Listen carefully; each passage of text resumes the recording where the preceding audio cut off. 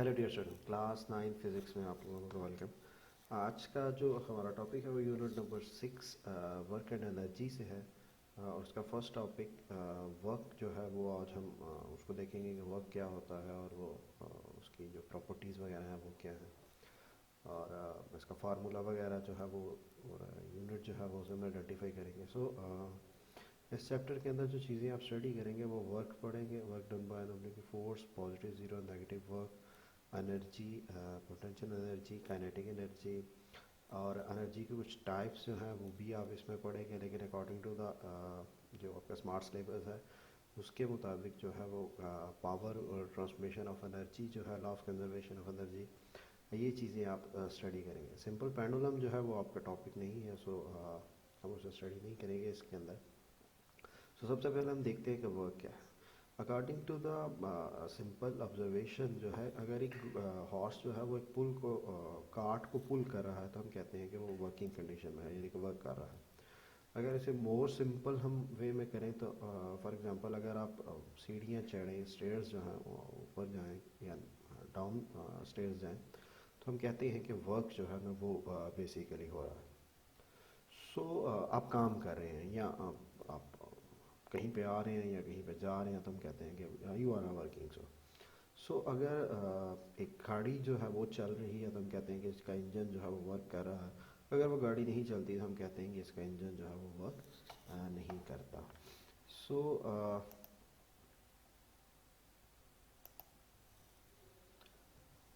N engine of a moving vehicle does work.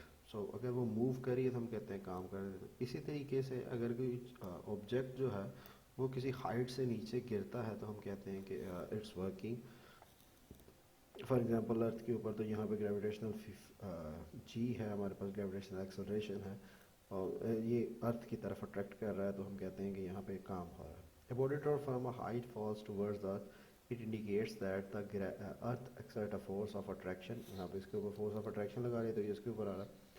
The gravitational force does work in pulling the body towards it. तो इससे भी हम कहते हैं कि ये काम हो रहा है। ये थोड़ी सी कॉम्प्लिकेटेड एग्जांपल है लेकिन ये वाली एग्जांपल बड़ी सिंपल सी है।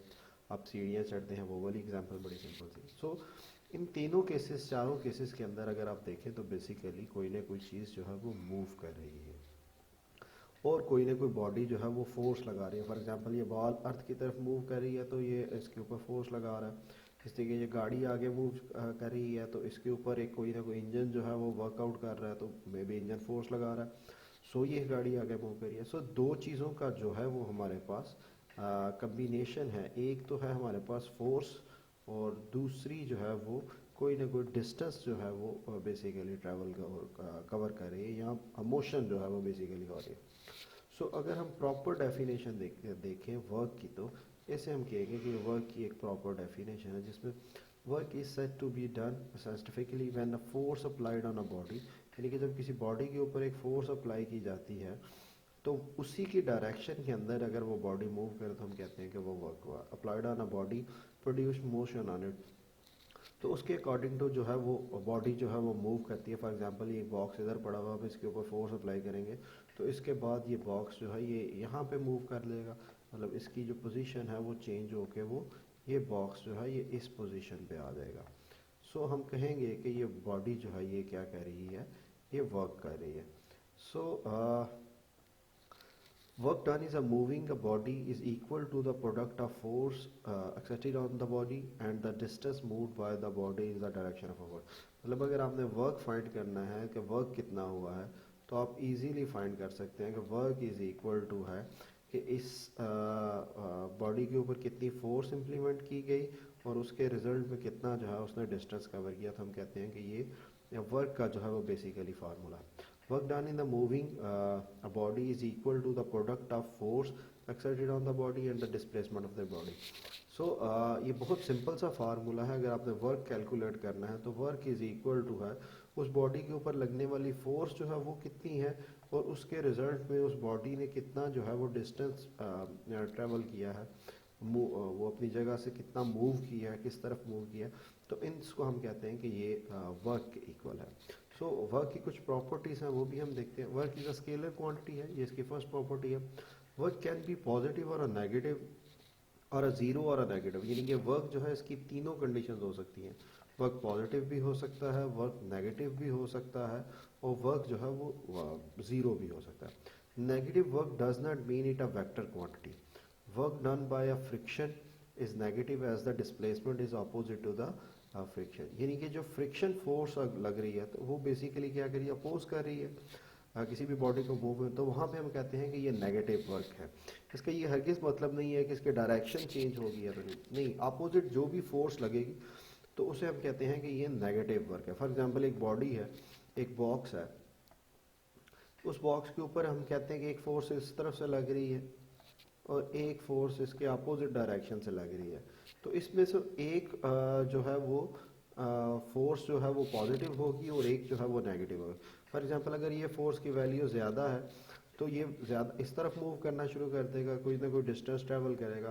तो इसके अपोजिट ये वाली फोर्स जो है तो हम इसे कहेंगे कि ये अपोजिट फोर्स है।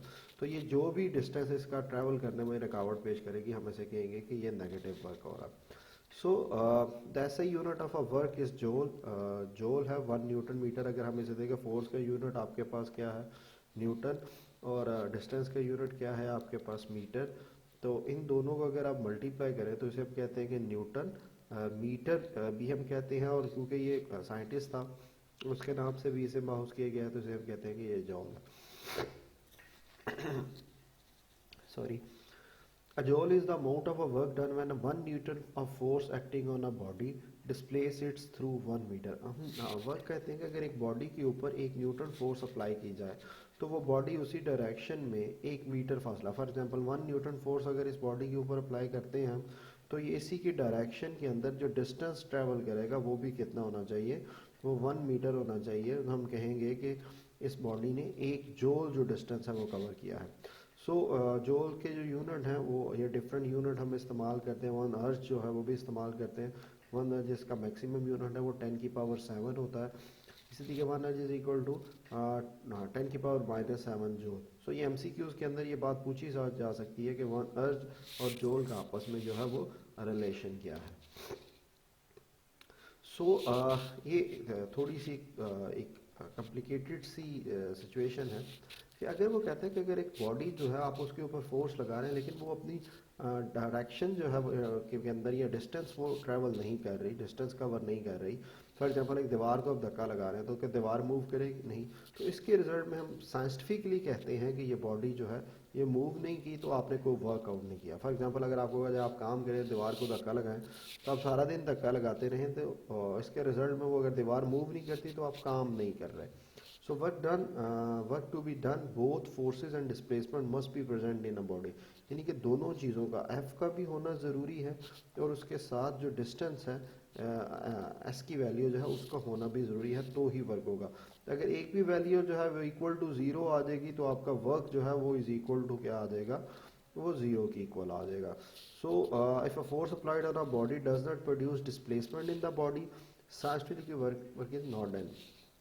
इसकी दो एग्जांपल है। अगर एक शख्स बुक पकड़ के खड़ा है और वो मूव नहीं कर रहा, वो बुक पकड़ के सिर्फ खड़ा है, तो इसके रिजल्ट में कोई भी जो है वो डिस्टेंस ट्रैवल नहीं हो रहा, डिस्टेंस कवर नहीं हो रहा, तो हम कहेंगे कि ये जो पर्सन है ये को वर्कआउट नहीं कर रहा। दूसरी एग्जांपल मैंने वॉल की आपको दी कि अगर एक पर्सन जो है वो वॉल को धक्का लगा रहा है तो फिर भी हम कहेंगे कि वो वर्क नहीं कर रहा। सो वर्क कब होता है? आम तौर पे हमारे पास जब हम वर्किंग कंडीशन में होते हैं तो फोर्स लगाते हैं किसी भी बॉडी के ऊपर। तो बेसिकली फॉर एग्जांपल अगर आपके पास यहाँ पे एक बॉक्स पड़ा हुआ है तो आप इसके ऊपर जो फोर्स इम्प्लीमेंट कर रहे हैं, यहाँ से अगर फोर्स इम्प्लीमेंट कर रहे हैं तो फोर्स और बॉडी जो जिस डायरेक्शन में मूव कर रही है उन दोनों के दरमियान यहाँ पे एक एंगल बनता है। फॉर एग्जांपल ये अगर एक कोई भी स्टोन है, पत्थर है या कोई भी लगेज है, उसे आप मूव कर रहे हैं एक रोप के साथ बांध के, तो इसकी डायरेक्शन जो है वो इस तरफ मूव करेगा और आपके जो फोर्स लगा रहे हैं उसके दरमियान ये एक एंगल बन रहा है, इसे हम कहते हैं कि ये एंगल थीटा है। अगर हम इसे डाउन टू अपवर्ड मेजर करें तो इसे हम कहते हैं कि ये एंगल जो है ये कॉस थीटा है।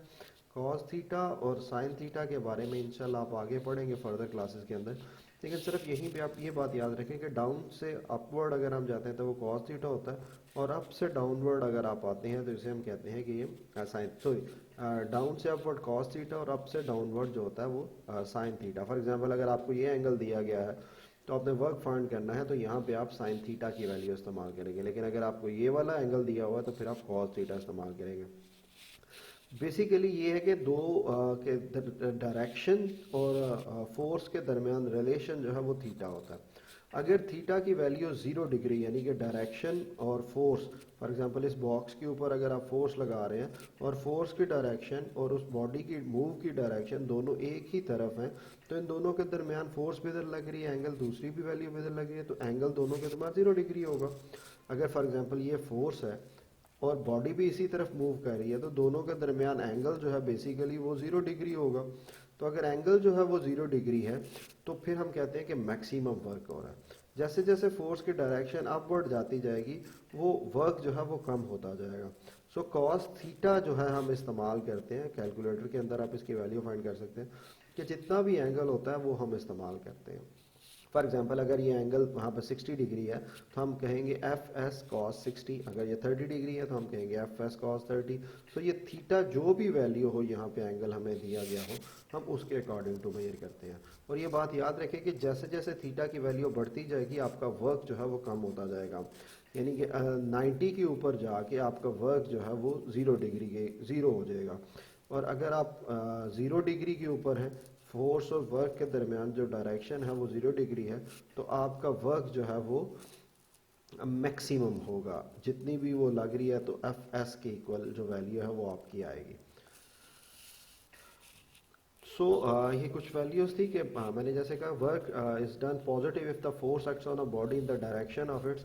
तो वर्क और फोर्स के दरमियान फोर्स और डिस्टेंस के दरमियान अगर एंगल जो है वो 0 डिग्री हो तो हम कहते हैं कि आपका थीटा जो है वो 0 डिग्री होगा और उस वक्त वर्क जो है वो आपका मैक्सिमम होगा और पॉजिटिव होगा। इस केस के अंदर अगर आप फोर्स आपकी अपवर्ड है और बॉडी इस तरफ मूव कर रही है तो उसके दौरान बेसिकली वर्क होगा ही नहीं, तो वहाँ पे जो वर्क की वैल्यू है वो आपकी क्या आ जाएगी, वो 0 आ जाएगी। अगर आप एक तरफ फोर्स लगा रहे हैं और बॉडी की डायरेक्शन दूसरी तरफ है तो हम इसे कहते हैं कि ये नेगेटिव वर्क हो रहा है। सो नेगेटिव वर्क ये है कि अगर आप फॉर एग्जांपल इसके ऊपर कोई भी एक ऐसा आपने सिस्टम लगाया कि आप इसके ऊपर फोर्स इस डायरेक्शन पे लगा रहे हैं और आपकी डिस्टेंस जो है वो बॉडी इस ट्रेवल में कर रही है, तो वहाँ पे कॉस की 180 के ऊपर जाके कॉस की वैल्यू जो है वो माइनस आ जाती है, तो इसे हम कहते हैं कि ये नेगेटिव वर्क है। सो तीन केस हैं आपके पास, पॉजिटिव और मैक्सिमम वर्क उस वक्त है जब थीटा की वैल्यू 0 है, 0 वर्क उस वक्त है जब थीटा की वैल्यू 90 डिग्री है, और नेगेटिव वर्क उस वक्त है जब थीटा की वैल्यू 180 डिग्री है। 0 से 90 के दरमियान पॉजिटिव वर्क है, 0 टू 90 डिग्री के दरमियान अगर एंगल दोनों के दरमियान है तो हम कहते हैं कि वर्क जो है वो आपका पॉजिटिव है। 90 के ऊपर जाके आपका वर्क जो है वो बेसिकली 0 डिग्री हो जाता है, 0 हो जाता है, और 90 से अबव और 180 के दरमियान, ठीक है, यहाँ पे आपके वर्क की वैल्यू जो है वो बेसिकली वो नेगेटिव कंसिडर की जाती है। सो ये इसकी कुछ छोटी सी प्रॉपर्टीज थी वर्क के हवाले से।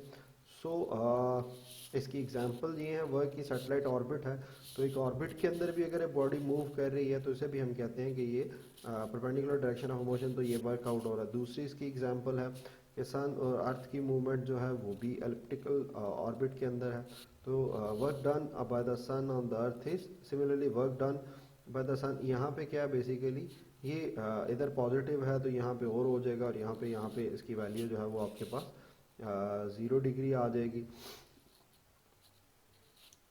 अच्छा, work done by gravitational force on a satellite is 0 because the force acts perpendicular to the direction of motion of the satellite. तो इसके दौरान कोई वर्कआउट नहीं हो रहा बेसिकली, ये सारा वर्कआउट टोटल जो है एक दूसरे को कैंसिल आउट कर देता। सो ये इसकी दूसरी एग्जांपल है। When I throw a ball vertically upwards, the work done by a force is positive, whereas the work done by the gravitational force is negative, since act in the direction opposite to the motion of the ball. ये दो cases हैं कि अगर आप basically when we throw a ball vertically upwards, जब एक ball आप ऊपर की तरफ फेंकते हैं, the work done by our force is positive, जो हम वर्क लगा रहे हैं वो तो फोर्स पॉजिटिव होती है, वो वर्क पॉजिटिव होता है, लेकिन ग्रेविटेशनल फोर्स की वजह से वो उसके अकॉर्डिंग टू अगर आप देखेंगे, क्योंकि ग्रेविटेशनल फोर्स डाउनवर्ड लग रही है और बॉडी जो है वो ऊपर को जा रही है, तो इसके अकॉर्डिंग टू ये नेगेटिव वर्क है। लेकिन आप क्योंकि फोर्स ऊपर की तरफ लगा रहे हैं और बॉल ऊपर की तरफ जा रही है, तो उस आपके अकॉर्डिंग टू जो है, एक पर्सन के अकॉर्डिंग टू ये पॉजिटिव है, लेकिन due to the gravitational force जो है उसके अकॉर्डिंग टू ये वर्क जो है ये आपका कौन सा होगा, ये नेगेटिव होगा। When the ball falls back, जब बॉल वापस ऊपर से नीचे आएगी, तो आपने फोर्स ऊपर की तरफ लगाई थी, तो आपके अकॉर्डिंग टू वर्क जो है वो अब नेगेटिव हो जाएगा। लेकिन क्योंकि बॉल नीचे की तरफ आ रही है और ग्रेविटेशनल फोर्स लग रही है नीचे की तरफ से, तो यहाँ पे अब वर्क जो है वो पॉजिटिव हो जाएगा। So when the ball falls back, the work done by the gravitational force is positive since it acts along the direction of the motion of the ball. अगर आप इसे अपने अकॉर्डिंग टू देखें तो ये नेगेटिव है, अगर आप इसे नहीं देखते, नहीं कंसिडर करते, तो सिर्फ ग्रेविटेशनल फोर्स लग रही है, क्योंकि यहाँ पे तो अब आपने पहले फोर्स लगाई थी, उस वक्त पॉजिटिव था, लेकिन डाउनवर्ड जब आ रहे हैं तो आपने कोई फोर्स नहीं लगाई, तो ये ग्रेविटेशनल फोर्स की वजह से बॉल जो है ये नीचे की तरफ आ रही है। सो आज का जो लेक्चर था वो यही था। सब्सक्राइब करें ई लर्निंग को, क्लिक करें बेल आइकन को, ताकि आपको लेटेस्ट जो वीडियोस अपलोड हो रही है, लेक्चर्स अपलोड हो रहे हैं, उनके बारे में इंफॉर्मेशन मिले। Thank you very much for watching this. अपना ख्याल रखिएगा। अल्लाह हाफिज़।